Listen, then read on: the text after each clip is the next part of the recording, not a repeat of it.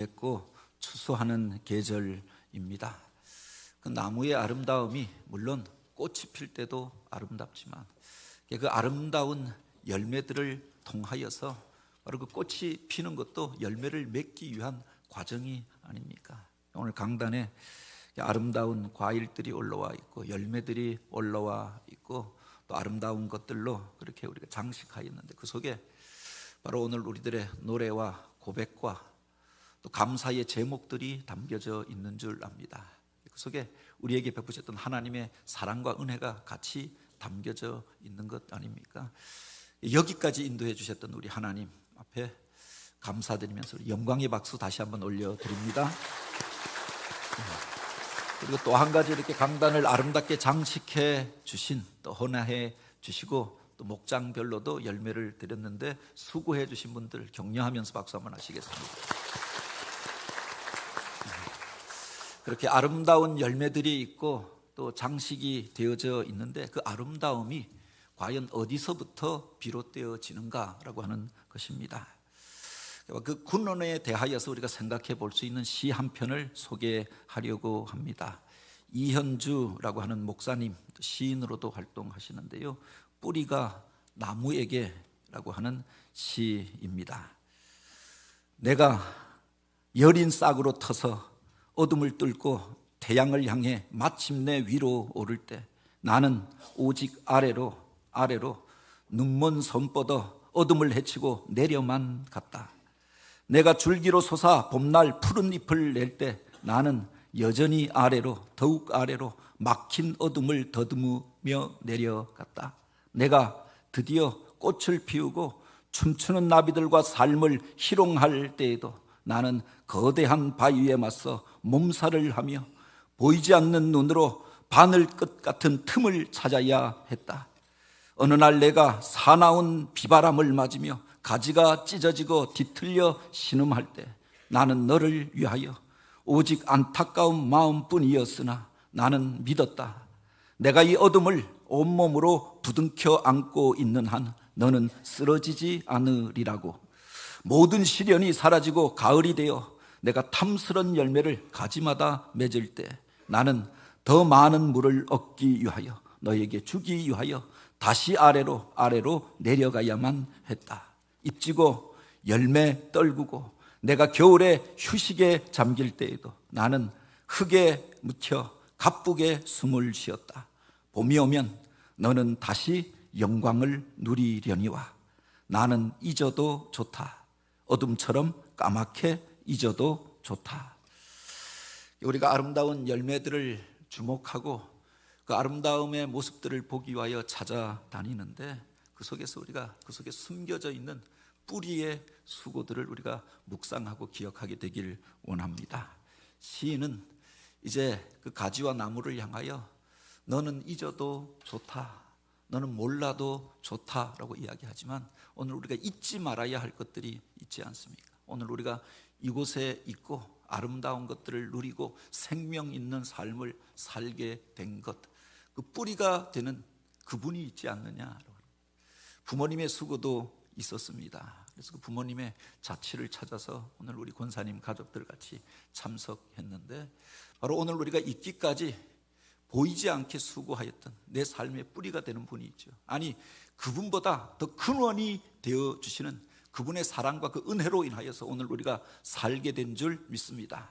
그 은혜를 기억하며 감사함으로 나아가는 추수 감사절이 되길 원합니다. 오늘 우리는 무엇에 뿌리를 내리고 있는가? 바로 이 계절에 아름다운 열매들을 바라보면서 바로 이것을 잊게 하였던 그분, 또 그 은혜에 대하여 우리가 묵상하며 나는 무엇에 뿌리를 두고 살고 있는가? 그것을 한번 다시금 묵상하고 돌아보는 시간이 되기를 원합니다.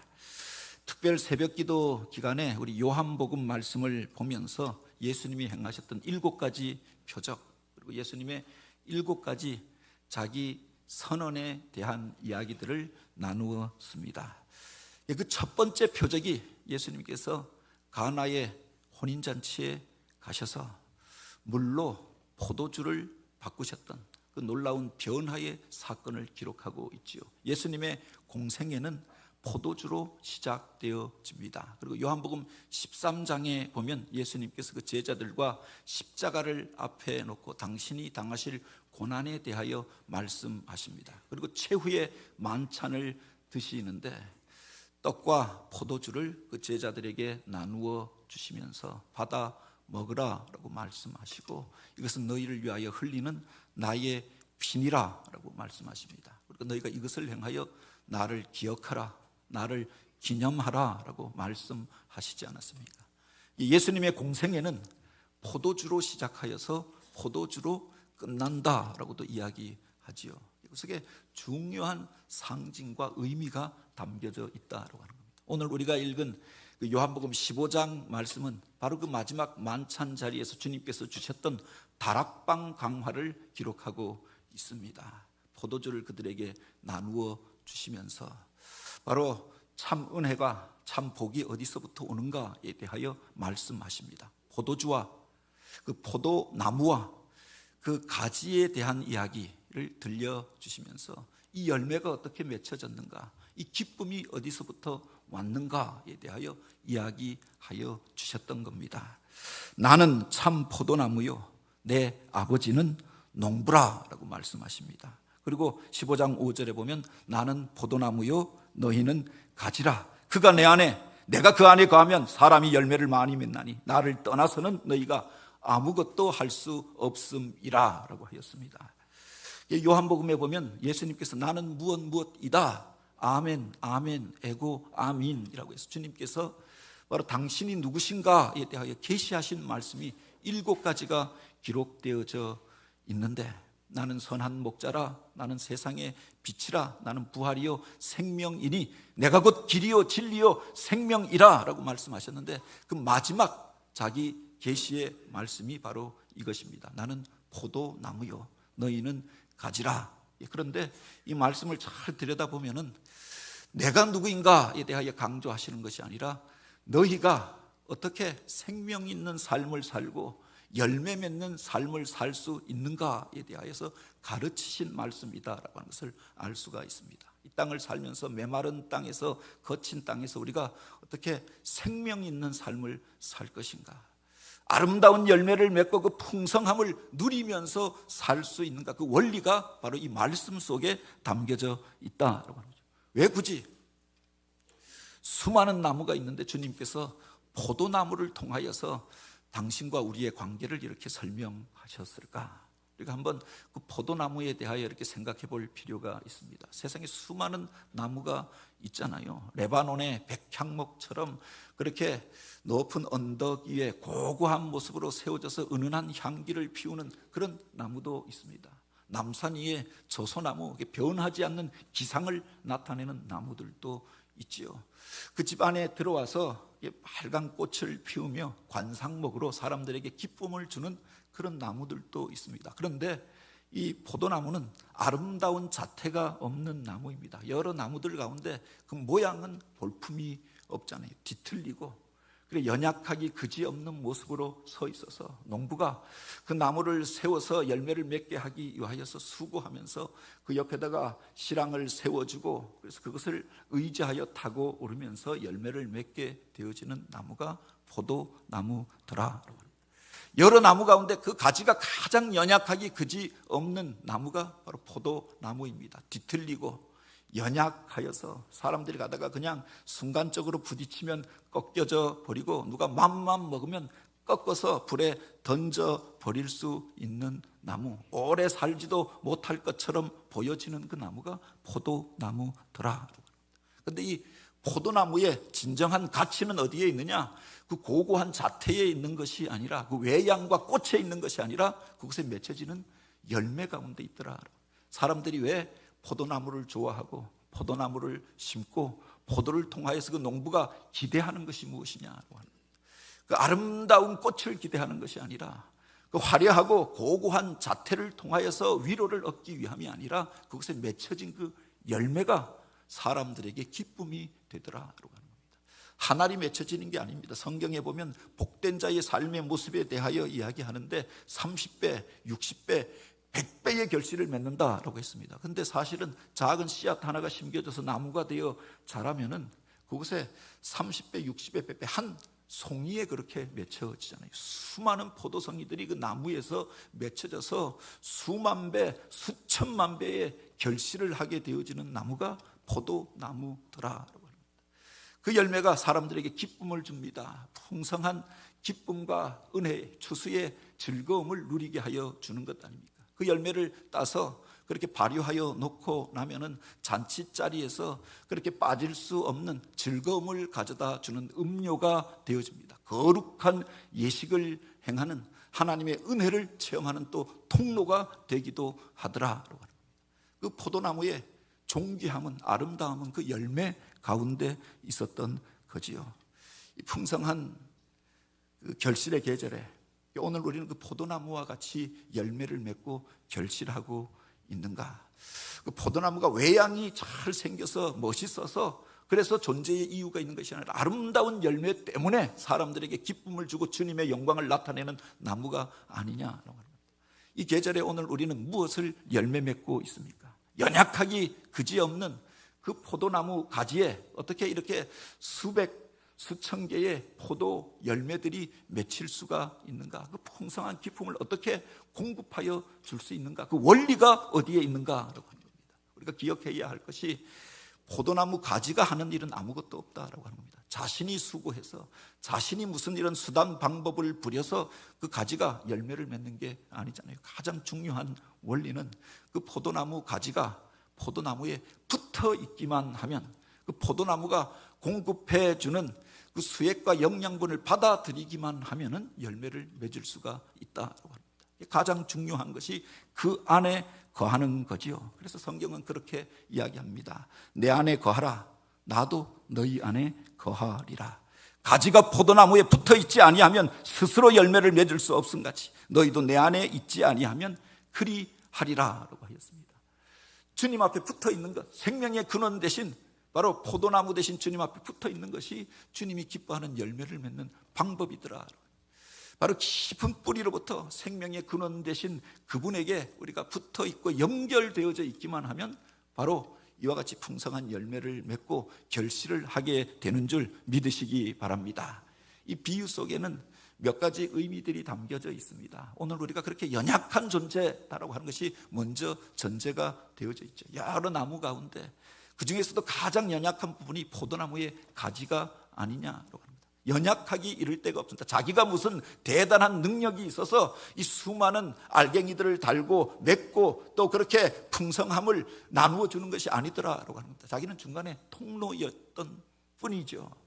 그 나무에 붙어 있기만 하면 열매를 맺게 되어지는 겁니다. 그런데 그 가지가 바람에 떨어졌다, 세상 바람 쫓아가다가 흔들려서 떨어졌다. 그래서 포도나무로부터 분리되어진 가지는 아무 가치가 없는, 여기 세상 가운데서 쓸모가 없는 것이 되어져 버리고 마는 것 아닙니까? 시간이 지나서 사실은 다른 나무들은 그래도 그 몇 시간씩 며칠씩 지속되어집니다. 포도 가지는 떨어지고 나면 며칠이 지나지 못해서 말라버리고 말더라. 그래서 불에 던져져서 없어져 버리는, 그렇게 연약하기 그지없는 존재가 포도나무 가지였던 거죠. 오늘 우리가 그런 존재가 아니냐라고 합니다. 세상에서 아무리 무엇을 얻고 무엇을 맺고 무엇을 가졌다라고 해도 사실은 나로부터 비롯된 것이 아니라 그분에게 붙어 있어서 그분을 통해서 우리가 공급받으니 이 아름다운 것들을 열매 맺게 된 줄 믿으시기 바랍니다. 그 열매 맺는 원리가 어디 있느냐? 그분에게 붙어 있는데, 연결되어져 있는데 있다라고 하는 겁니다. 자기 스스로 무엇을 맺고 무엇을 행하는 것이 아닙니다. 생명의 근원 되신 그분이 우리에게 공급하여 주시니 그 공급하여 주시는 힘으로 살게 되어졌던 거죠. 동양 고사 중에 지월지지라고 하는 말이 있습니다. 달을 가르치는 손가락이라고 하는 말입니다. 지난 특별 새벽 기도회 때 나오는데 달이 얼마나 밝은지, 그 보름달이 떴는데 그래서 들어가서 다시 핸드폰을 가지고 나와서 달 사진을 찍은 적이 있습니다. 그런데 달을 가르치는 손가락을 가리켜서 지월지지라고 하는데 이것과 비슷한 또 한자 성어가 바로 경망지월이라고 하는 말이 있습니다. 손가락으로 달을 가르쳤는데 사람들이 달은 보지 않고 손가락을 가지고 문제를 삼는 겁니다. 왜 손 좀 씻고 다니지 손이 그 모양이냐, 손톱이 왜 그렇게 더럽냐. 세상 사람들이 그렇게 생각하더라.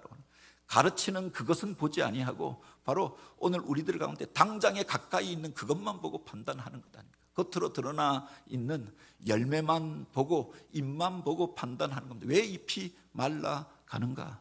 왜 열매를 많이 맺지 못하는가? 사실은 바로 그것이 그 나무에 잘 붙어 있지 아니할 때, 뭔가 연결의 문제가 있을 때 바로 잎이 누렇게 변색되어져 가는 것 아닙니까?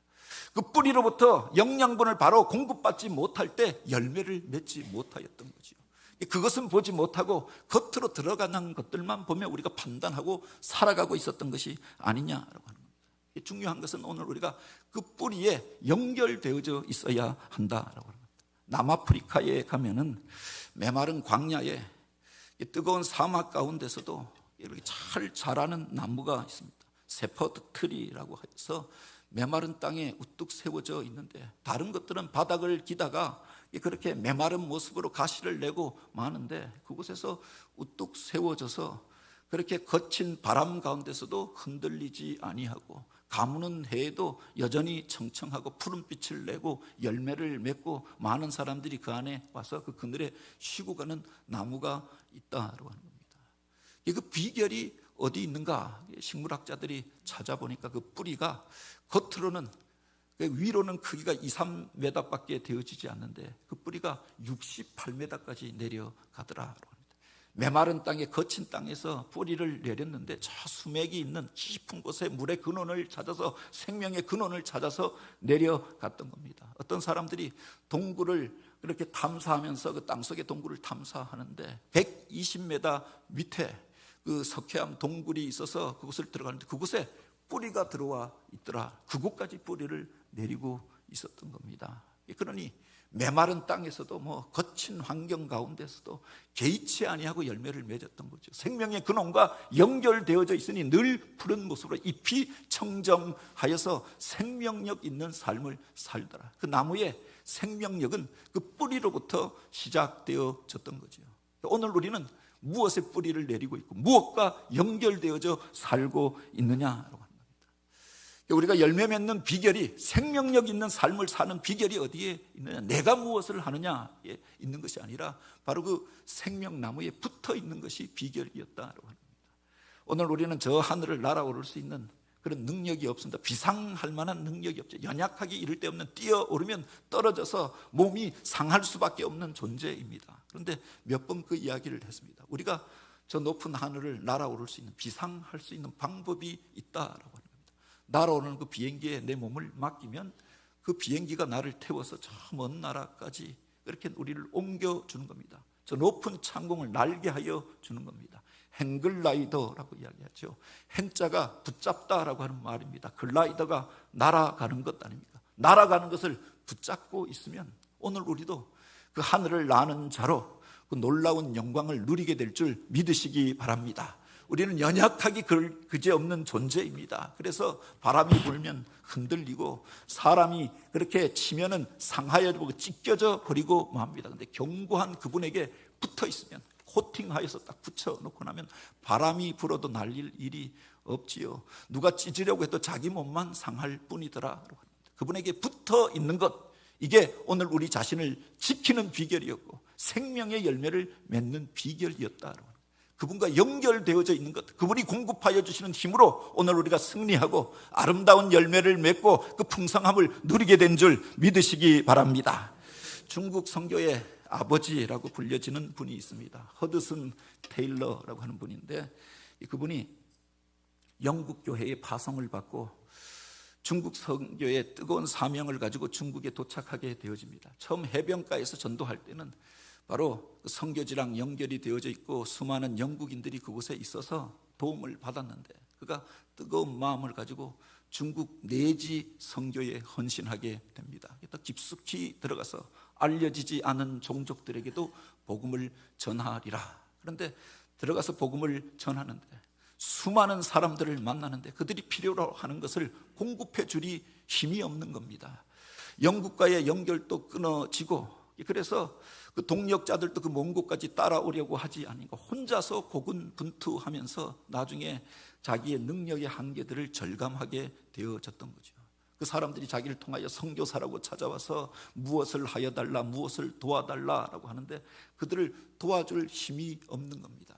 점점 고갈을, 자기 안에서 능력의 부족함을 절감하고 영혼마저 고갈되어짐을 체험하면서 우울증까지 오게 되어지고 신경과민에 걸리게 되었다고 하죠. 할 능력은 없는데 일들은 가득 차 있었고 요구하는 것들은 많고, 그래서 그가 깊은 침체 가운데서 이 사역을 포기하려고 그렇게 생각하게 되었다라고 하는 겁니다. 내가 도저히 감당할 수 없는 일이다. 그래서 그곳에 사역을 접고 돌아가려고 하는데 그 고국에 있는 동생으로부터 편지가 한 통이 왔다고 하지요.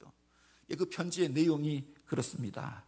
오늘은 특별히 기도하는데 오빠 생각이 자꾸 나서 오빠를 놓고 기도하게 되었는데 하나님이 주시는 말씀이 바로 요한복음 15장 말씀이었다고 합니다. 그 말씀이 오빠에게 주고자 하는 위로가 있는 것 같아서 적어서 보냅니다. 이 말씀을 다시 묵상하고 은혜 받으세요. 그런 내용이었다고 합니다.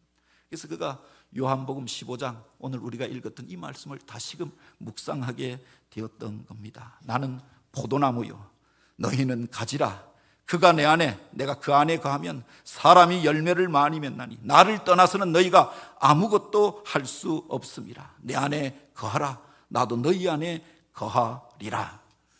그가 바로 이 말씀을 통하여서 답답하였던 가슴이 뻥 뚫려지는 느낌을 갖게 되어졌던 거죠. 도울 사람이 아무도 없다. 나는 그것을 감당할 능력이 없다. 포기하고 떠나야겠다라고 생각했는데 내가 내 일을 하는 것이 아니라 주님의 일들을 하고 있었는데 나는 가지에 불과한데 내가 왜 내 방법으로 내 능력으로 일을 하려고 하였는가. 주님 앞에 맡기면 그분이 바로 이 일의 주인이 되어주시는데 이 일의 포도나무가 되어주시는데 그분이 이 일을 해결하지 않겠는가. 그래서 내가 하려고 하던 생각들을 내려놓고 주님 앞에 맡기게 되었다. 아무것도 염려하지 말고 오직 모든 일에 기도와 간구로 너희 구할 것을 감사함으로 아뢰라. 그리하면 모든 지각에 뛰어나신 하나님의 평강이 그리스도 예수 안에서 내 마음과 내 생각을 지키시리라. 주님 앞에 염려하고 걱정하던 거 다 맡겼더니 주님이 주시는 평안과 기쁨이 임하는 겁니다. 내 짐을 여호와께 맡기라. 내 길을 주께 맡기라. 주님 앞에 맡기고 기도하였더니 주님이 행하시는 일들을 경험하게 되었던 거죠. 나는 할 수 없었는데 주님 앞에 기도하고 맡겼더니 주님께서 동력자들을 붙여주십니다. 돕는 자들을 일으켜 세워주십니다. 도저히 할 수 없다고 생각하였던 일들을 이루게 하여 주시는 것들을 경험하고 그가 이제 더 큰 일들을 감당하게 되어졌던 이야기가 있습니다. 오늘 우리들의 삶의 자리 가운데 오늘 우리는 어떤 모습으로 주의 일들을 행하고 또 세상 가운데서 우리에게 맡겨진 그 사역들을 감당하고 있습니까? 이 가을에 어떤 열매를 맺고 있고 무엇으로 추수하고 있습니까? 행여나 아무런 열매도 없다라고 해서 실망하는 이들이 있습니까? 거둘 것이 없고 추수할 것이 없다. 그래서 답답한 마음으로 바로 이 계절, 바로 이 자리 가운데 있는 분들이 있습니까? 나와 주님과의 관계를 우리가 다시금 점검해 보게 되길 원합니다. 내가 내 안에 거하면이라고 이야기하였습니다. 바로 너희가 내 안에 거하고 내 말이 너희에게 거하면 무엇이든지 원하는 대로 구하라. 그리하면 이루리라. 이 가을철에 우리가 결실을 위하여 기도회를 가졌습니다. 그 속에 바로 중요한 열매 맺는 원리가 담겨져 있는 것 아닙니까? 주님 안에 거하는 것, 말씀을 통하여 주님과 날마다 교제하는 것, 내 힘으로 하려고 하는 것이 아니라 주님 앞에 구하고 주님 앞에 맡기는 것, 여기에 열매 맺는 비결이 있었던 것 아닙니까? 이 계절에 행여나 오늘 우리들 안에 그 열매가 없어서 답답한 이들, 미래에 대한 불확실성으로 인하여 흔들리고 있는 이들이 있다고 합니다. 주님 앞에 맡기고 더 가까이 주님 앞에 나아가기를 원합니다. 주님과 내 사이에 막혀졌던 것은 무엇인가? 막혀졌던 것들을 뚫고 다시금 주님과 교제하는 기쁨을 누리게 되길 원합니다. 오직 성령의 열매는 사랑과 희락과 화평과 오래 참음과 자비와 양성과 충성과 온유와 절제니 이 같은 것을 금지할 법이 없다라고 했습니다. 세상을 살면서 사랑하며 살아야지 생각합니다. 내가 이 땅 속에서 기뻐하며 즐거워하며 살아야지. 그런데 살면서 기뻐할 일보다 슬퍼할 일들이 더 많았던 거죠. 화평케 하는 자로, 평화를 일구는 자로 이런 일들을 행하여야지, 내가 참고 인내해야지 하는데 그게 되어지지 않는 겁니다. 내 힘으로 하려고 하니까 안 되었던 것 아닙니까? 성령이 내 안에 거하시면, 그리스도의 영이 내 안에 거하시면 내가 그 안에 거할 때 이런 열매를 맺게 되는 줄 믿으시기 바랍니다. 그래서 이것을 성령의 열매라고 하였고, 이것을 금지할 법이 없다라고 했습니다. 세상 사람들이 사랑하지 말고 싸우며 살아라라고 해도 내 안에 사랑의 영이 거하니까 사랑으로 섬기게 되어지는 겁니다. 세상이 너는 왜 그렇게 웃고 사냐, 지금 이 심각한데 왜 그러고 사냐라고 해도 내 안에 그 기쁨이 충만하니까 기쁨의 열매를 맺게 되어지는 겁니다. 싸우고 쟁투하고 비난하고 공격하는 자리 가운데 주님이 내 안에 거하시니 주님이 주시는 평강을 누리게 되는 겁니다. 평화를 일구는 자로 쓰임받게 되는 거죠. 내가 결심하고 각오한다고 해서 되는 것이 아니라 주의 영이 내 안에 거하면, 내가 주님 안에 거하면, 주님과 연결되어져 있으면 주님의 마음이 나를 통하여 나타나게 되어지는 것 아닙니까? 오늘 우리는 어떤 열매를 맺고 있습니까? 이 계절에 주님이 기뻐하시는 그 아름다운 열매를 맺게 되길 원합니다. 너희가 열매를 많이 맺으면 내 아버지께서 영광을 받으실 것이요 너희가 내 제자가 되리라 라고 했습니다. 주님의 제자로 주님을 따라갈 뿐만 아니라 주님이 원하시고 기뻐하시는 그 아름다운 열매를 맺고 주님의 영광을 나타내는 자로 쓰임받는 주의 성도들, 믿음의 가정들, 주의 교회가 되어지길 주님의 이름으로 축복합니다. 같이 기도